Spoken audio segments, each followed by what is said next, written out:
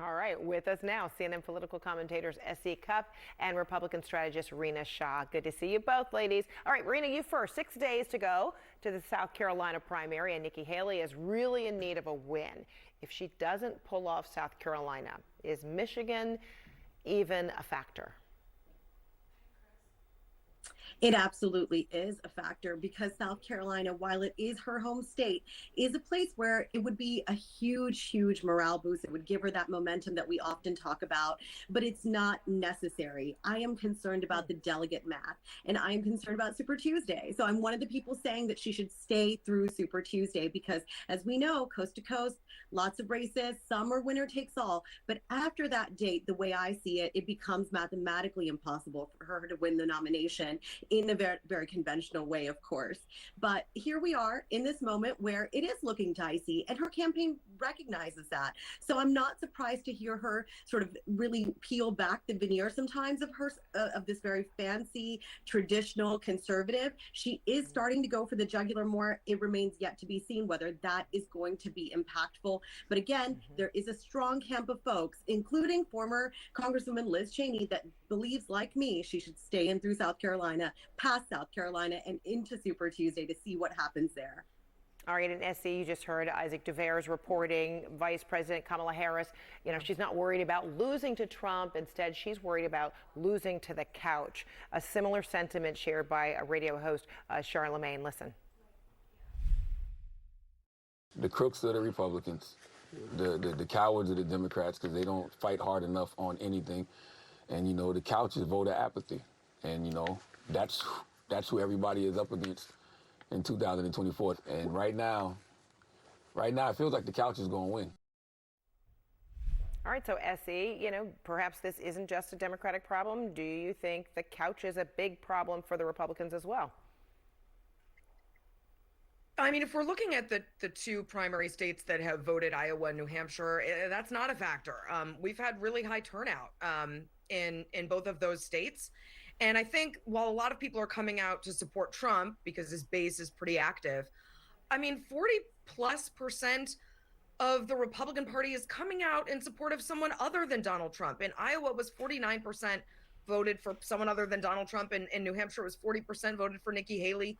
I talked to her campaign this morning, and they made that exact point that the Republican Party is divided. It is not coalesced around Trump, despite sort of a media narrative that it is and that he is inevitable.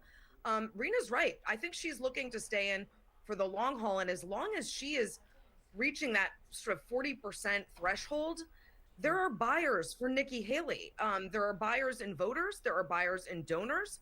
People want an alternative to Donald Trump, and she is giving them that alternative. And I think she's looking past South Carolina. I know that she's already in camping in Michigan. I think she wants to be sort of the last man standing here.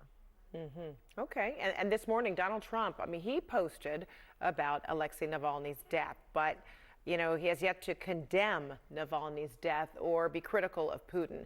But Trump did compare Navalny's death to his own political troubles. What's your reaction to that, Rina? I find it nonsensical. It's another page out of Trump's playbook that looks to make himself the victim.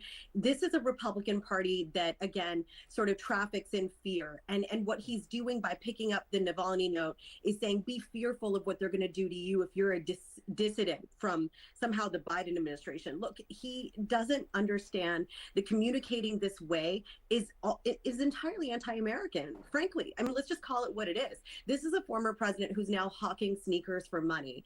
You just got to look at the situation on its face. He's doing everything to save himself. So if that means taking a tidbit of news from over in Russia, even though he frequently calls people commies, it just doesn't add up. And most thinking Americans believe this. They know the former president is trying to save himself, and he will pick up this narrative and continue forth with it for so long as he continues to get praise in places like South Carolina from sitting electeds like Senator Tim Scott and Congresswoman Nancy Mace, who know better. But again, this is a former president in trouble, in peril. And so you're going to see him, again, use the messaging that everybody thinks is fine to do these days in the Republican Party, which is cry victimhood. There's a very small segment that is still out here saying we are not victims, we are Americans, and Donald Trump needs to recognize that.